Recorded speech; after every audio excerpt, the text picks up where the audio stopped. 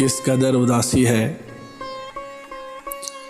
किस कदर उदासी है, ना तो कोई हमें सुनने वाला है और ना ही कोई समझने वाला।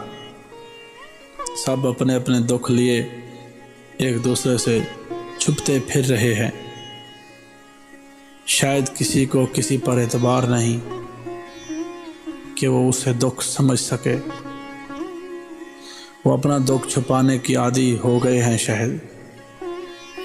कोई समझते हैं किसी के पास इतना वक्त नहीं कि वो मेरा दुख सुने, और कुछ ये सोचते हैं कि मेरा दुख कोई समझ सकता ही नहीं। शायद ये दोनों बातें सच भी हैं। किसी के पास इतना वक्त नहीं कि वो आपका दुख सुने, क्योंकि शायद वो अपनी ज़िंदगी के तलखियों से लड़ने में मसरूफ़ हैं। और ना ही कोई किसी का दुख समझ सकता है, क्योंकि हर एक दुख की नौयत अलग है। मगर दुख सबको है, उदास सब हैं।